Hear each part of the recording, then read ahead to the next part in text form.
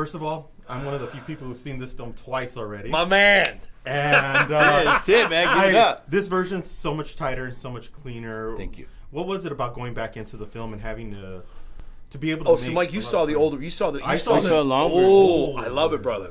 That's an interesting question. You know what's funny, brother? Like, I'll tell the story. I'll let the producer I'll tell the story. No, you know what? Listen, it's a testament because like oh, this is Ben's first feature film, but this is not Ben's first directorial. Like Ben's been around, right?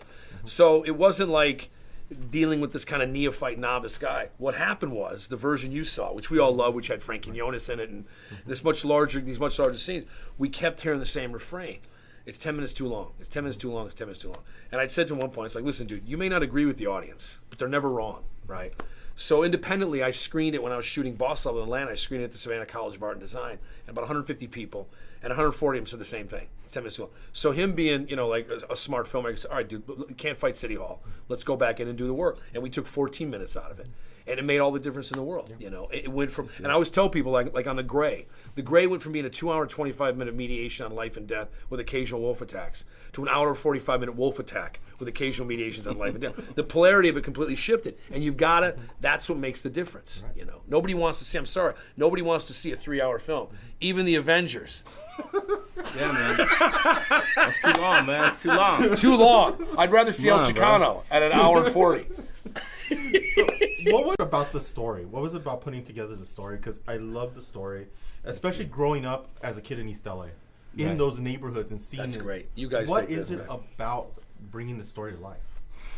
For me, it was tragedy, and I think it also in Latino families and the culture. Unfortunately, we always have tragedies, right? We have people that make the wrong choices, and then you intertwine that with love and familia and our culture.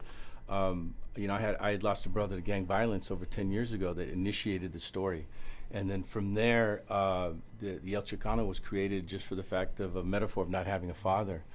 And using the backdrop of Los Angeles and all these memories and things you remember even when your abuelita was alive and took you, to First Street Bridge or the Garmick District or all these areas you came from, it's like, this is the perfect place. And this is also the place where a lot of founding families came here, from Mexico. And so it's been a true blessing to be able to tell that story. Yeah.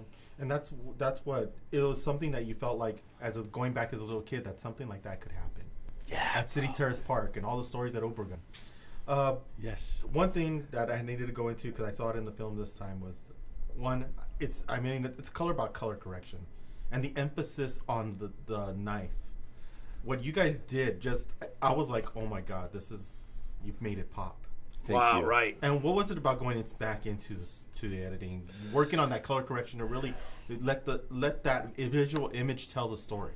You know what it was, brother? I think Ben we always had this kind of, we always were vacillating between, is there ever a supernatural element to it or is there not? And I think we both were like, yeah, we just don't want to take it too far into mysticism, right? But knowing that knife and that kind of turquoise, that very kind of specific, that we could go in there and kind of make that little transparency in the red. But a little bit, it's a little otherworldly, slightly otherworldly.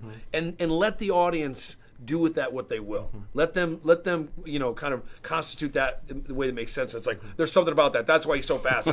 Because you know what it is, brother? You realize they're going to plug into it anyway. Yeah. They're going to take their own and their own kind of thoughts and so on and creative, like, oh, that's what that means. And it's better than telling them it's this. Exactly. Exactly, because that's what seemed like the kill every time the blood was trapped into the knife after. Right. And that's what it felt like. Yeah. Look at that. I love that. Final question. I love that. What can you tell the Muse audience to get them out into theaters to see El Chicano?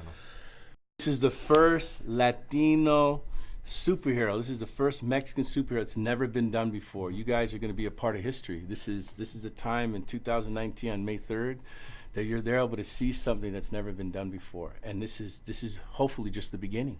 It's also a kick-ass movie that's made for about 1/100th of what they made the Avengers for. That's right. Exactly. The and we still told the story. 3-hour-long Avengers. See that on opening weekend. See El Chicano on May 3rd and Cinco de Mayo, May 5th. Hey, thank you very much, guys. Thank you. Thank you for watching Muse. If you like what you saw, make sure to subscribe to our channel and click on all the other videos you see to watch more of our content.